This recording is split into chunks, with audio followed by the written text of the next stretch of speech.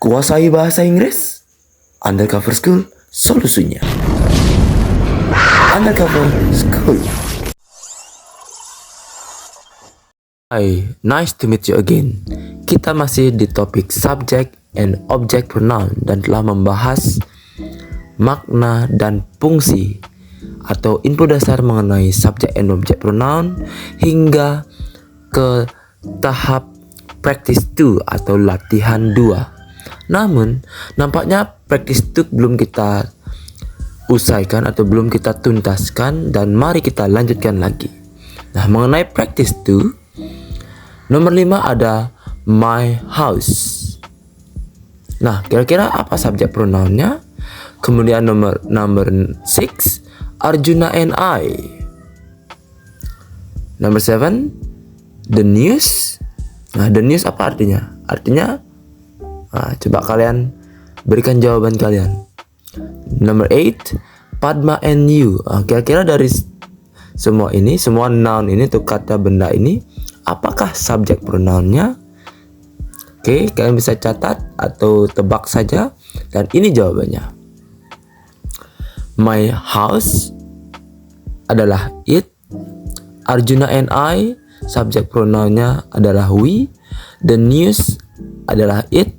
Padma and you is you ya. Nah, kenapa the news adalah it? Kenapa nggak they? Karena the news itu memang artinya berita, dan bahasa Inggris berita adalah news, memang ada s-nya.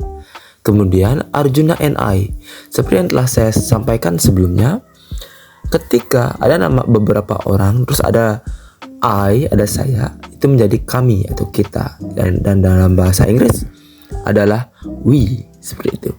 Kemudian Padma and you, artinya Padma dan kamu, sehingga pronounnya adalah kalian. Nah, bahasa Inggris kalian adalah you, seperti itu. Nah, apakah kalian ada pertanyaan? Do you have any questions about subject and object pronoun? Kalian bisa bertanya pada kolom komentar. Kemudian mari kita lanjutkan ke object pronoun, yang artinya kata ganti berbentuk objek atau berfungsi sebagai objek. Sebelum kita lanjut ke lebih dalam, saya perlu memberikan penjelasan tambahan mengenai subject and object pronoun. Subject pronoun biasanya terletak di awal kalimat atau sebelum predikat. Itu ingat ya.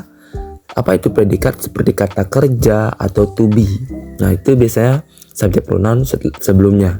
Kemudian object pronoun yang akan kita bahas lebih dalam sekarang biasanya terletak di tengah atau akhir, atau lebih tepatnya terletak setelah predikat atau kata kerja itu kata bantu lah, seperti itu.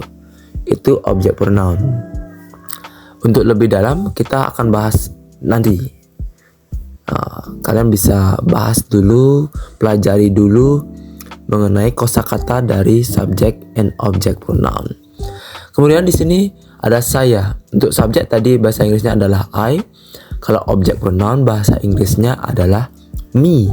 Oke, coba ulangi. Me, good. Kamu, you. Sama. Again, you. Mereka, them. Ulangi, them. Jangan bilang them ya, atau them. Them. And then kami adalah us, bukan us ya. Ulangi, us, good. Next, bagaimana dengan dia cewek? You can say her. Repeat, her, good. Dia cowok, him. Okay, him, good. Dia benda or hewan, or and so on, it. Jadi dia sama, yaitu it. Oke, good. Coba kalian hafalkan dulu ini atau pause videonya, dan mari kita go on to the next practice. Practice 3. Bahasa Inggris kami untuk objek. Oke, good. Yaitu us. Saya, ya, me, benar. Dia cowok, apa yo? Yes, good. Him. What about dia cewek? Ya, her. And mereka, what do you think? Yes, them. Okay, that's enough for the practice 3. Jadi kalian hafalkan semua kosakata dulu mengenai subject and object pronoun.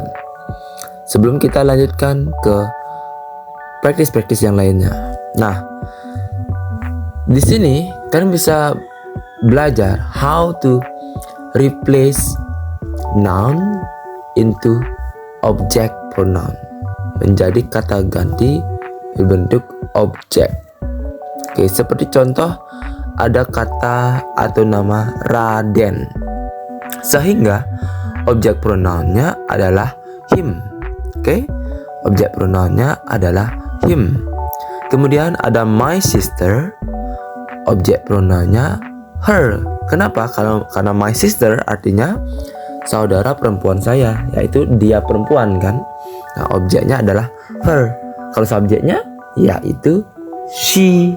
Nah, ini fokus kita ke objek sekarang ya. Jadi objeknya adalah her. Kemudian Dodi and Rai. Nah, objeknya adalah them, mereka gitu. Dodi and Rai. Jadi mereka gitu. Them adalah objek pronounnya. Di sini ada contoh lain lagi. The car atau that car. Apa artinya? Mobil. Itu jumlahnya 1. Sehingga objek pronounnya adalah it. Okay? And then the book and the pencil. Buku dan pensil itu. Sehingga objek pronounnya juga them. Bagaimana dengan my brothers? Nah, untuk practice 4 ini bisa kalian ingat saja dulu, kita akan bahas di part selanjutnya. If you have any questions, just ask me or you can give your comment here. Thank you and see you. Jika mau kursus bahasa Inggris, belajar lebih dalam lagi, baik secara online maupun bertatap muka langsung, dapat menghubungi kontak WhatsApp di bawah ini atau via DM di Instagram. Big thanks, salam rahayu.